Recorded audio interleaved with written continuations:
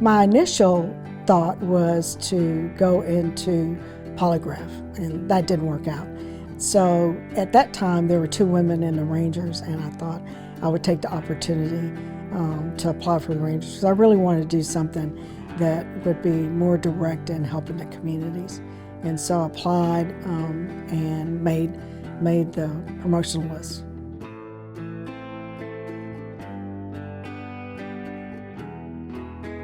That was the unfortunate part. I didn't know as much about the Rangers as I did polygraph and some other services.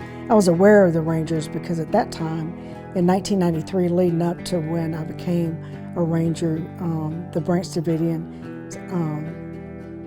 situation had taken place, and so there were a lot of Rangers around, and so I was able to meet and talk with them and became more knowledgeable about what they did, and that's what really turned my focus towards trying to promote into the Ranger Division.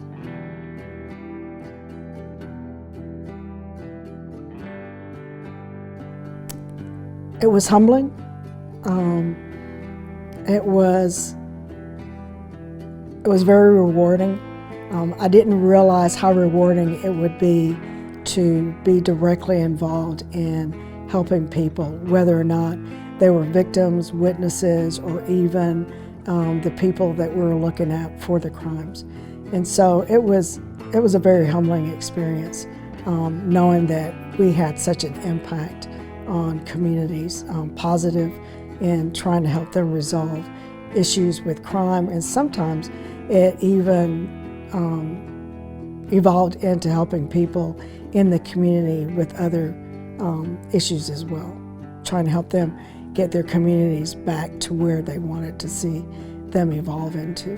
When I was a Temple police officer, the only thing I knew about Rangers is every time there was a Ranger around, I was either dropped into a dumpster to retrieve evidence, because I was the shortest and smallest person there, or pushed into a creek to retrieve evidence. So at that time, my thoughts about Rangers were not the highest, because every time I saw that man, I knew I was going to end up getting dirty.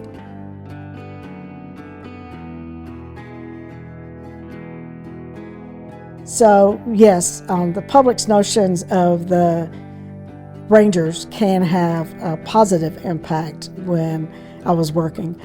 There was an instance where I walked in to an interview room to interview a suspect, and he threw his hands up and he said, I know what it means when the Rangers are here. Do you want me to draw a picture of where I buried the body? And all I could think, happy dance in my mind, yes, please do. And that wasn't the only time. It was one of those things where people would say, I watched Chuck Norris in the Texas Ranger series, and they would be more than willing to accommodate the Ranger during the investigation. So yeah, that did have a positive impact. And then, you know, of course, there's the other side as well. Some people didn't like the fact that we were coming in to help an agency with an investigation when they thought that the agency should do it alone and not ask for outside help.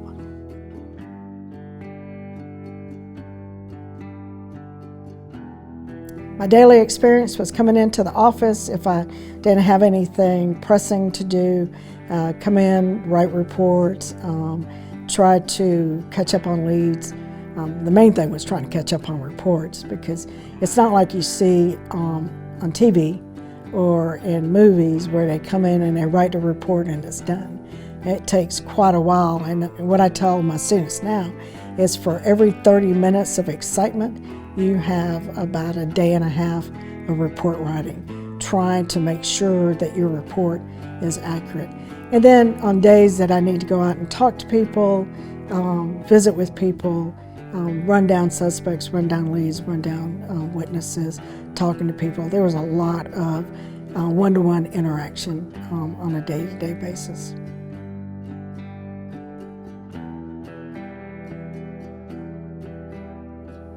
I think the case that really stands out in my mind, Emelita, and I can't think of her last name, but she was a missing person in Arlington, and right across from the lake in Arlington is almost directly into Bosque County. And one Sunday I'm at home and I get a call that some hunters had found some skeletal remains. And I get there, and before I get there, I'm asking questions like, look up into the trees. Do you see any hair? Do you see any signs of clothing? So they told me they looked up into the trees and saw hair. And that was something that I'd actually learned from Ranger Cummings, Fred Cummings, that birds will pull hair and use it in nests. And so I remembered that. And I also remembered him talking about the case of this missing woman. And so I get there, I look at the skull, and I see it's got a flat affect, which is typically Asian. And so I knew Emelita was Asian, and so we were able to put those two together. The missing person in Arlington ended up being our homicide victim in Bosque County. And it turns out that man was known to mail order brides. Emelita was a mail order bride. His first wife that supposedly died by suicide, Ranger Cummings reopened that case, and turns out he had killed her. There's a missing Russian woman that they've never found, and then Emelita. So it was just interesting how all of that came together from me sitting and listening to Ranger Cummings and learning from him.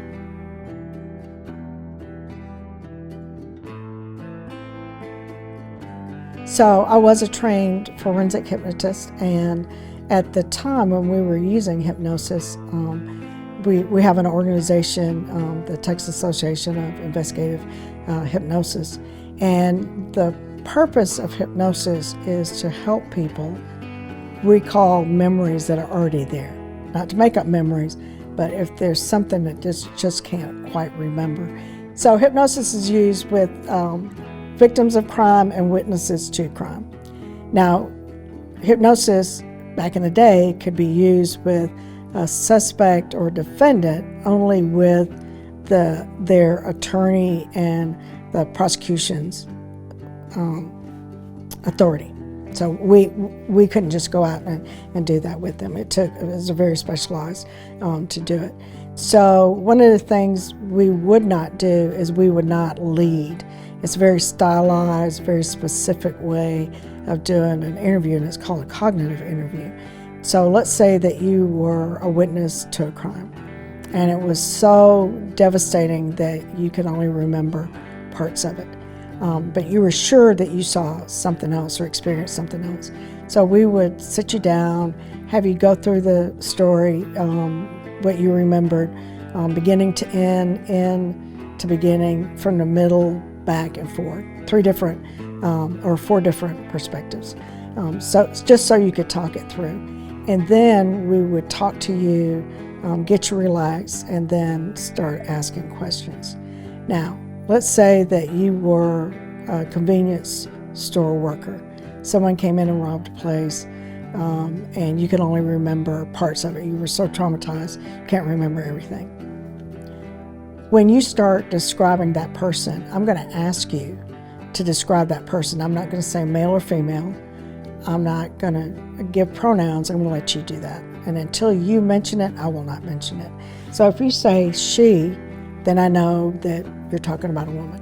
Then I'm going to ask you, could you describe from the very top, let's say 5-6 inches above where this person was standing, to the very bottom, could you describe that person? And let you describe. And let's say that you mentioned that they were wearing lipstick, a necklace, they're wearing a hat. You say nothing about the eyes. I'm not going to mention the eyes. But what I will ask you is, could you describe for me that portion between the hat and the chin? And if you describe the nose, the forehead, and everything else, I'm not going to ask you what color were their eyes, because inadvertently what I'm doing is cueing you just say you saw the eyes, whether you did or not. And so if you don't mention the eyes, then I won't mention the eyes either. That means you didn't see the eyes, or you just didn't pay attention. Or maybe the hat was pulled so low you didn't see the eyes. But whatever, I'm not going to give you that information. It is, you give me the information, I'm the receiver, you're the giver. And it takes quite a while to do a good hypnosis session, usually anywhere from 2 to 4 hours, and sometimes a little bit longer than that. But it's very draining when you do a hypnosis session. You have to be very aware of that person, how they're moving, whether or not they're going into a traumatized state by talking about it. And then sometimes you have to retreat them back from that memory and then let them go back to it as they will. Sometimes they won't. And so it takes quite a while to get through the information. One of the other things that we don't do is we don't have anything distracting in the room. They're facing a wall. I sit, not as we're sitting now, I sit out of sight of the person, so they're not watching me. If they happen to open their eyes, they're not watching me. I'm not cueing, they can't see me nod my head. There's no one else in the room because research has shown that sometimes other investigators in the room will pick up on things and then testify to it, even though it wasn't in their original report. They heard it from that hypnosis session, and so that can be a problem.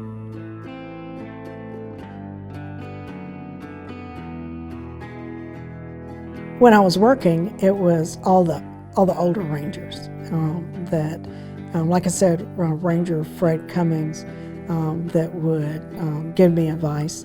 I would say the modern day Ranger that if I was working, and even though I'm not working, still inspires me is Major Wendy Wakeman. And she's a commander here at Company F. And I have no doubt that one day she will be the head of the Texas Rangers. So she is definitely a role model.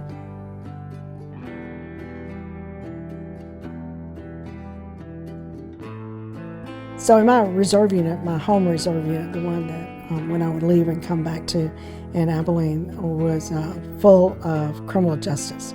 We had correctional officers, we had police officers, and we were really top heavy on attorneys. We had a judge as well. And so I was surrounded by that. But in my military career, that leadership and management training that I received and experienced helped me with my decision making and leadership in the Rangers and as a police officer. It was a 2-for-1. So while I was a police officer, I was also in the reserves. And so they just meshed well together. As civil affairs, one of my jobs, my specialty in civil affairs was displaced persons, refugees, and evacuees. And even though we're not wartime, a lot of what I learned to deal with that population, those 3 populations, I was able to use in my civilian job as a police officer.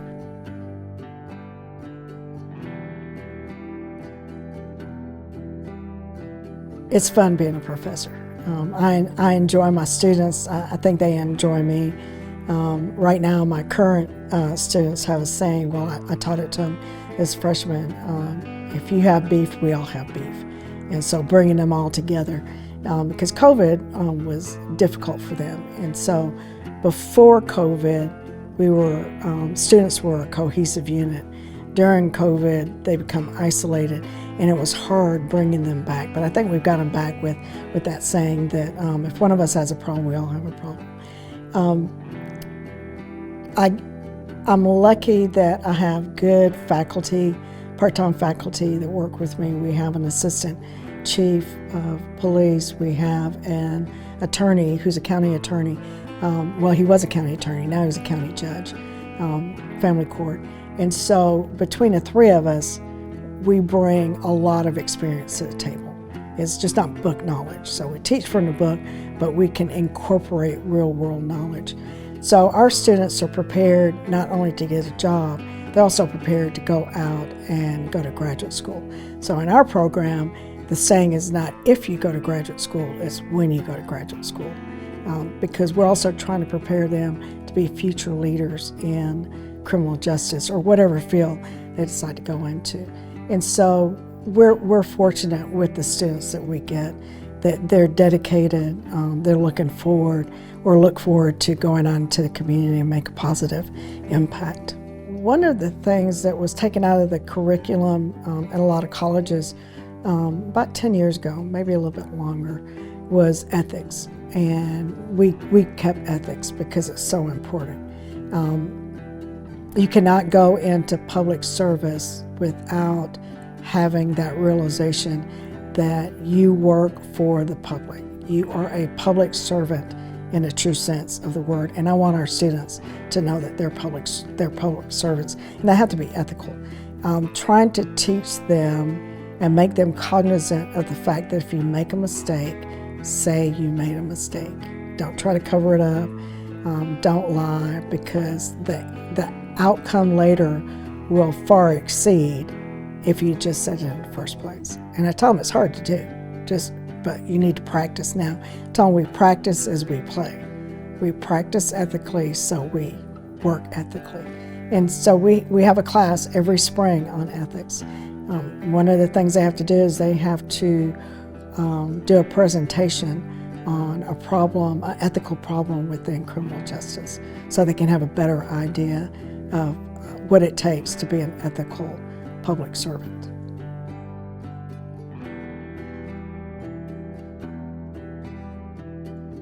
It was fun, but it was also hard. Coming in was not easy.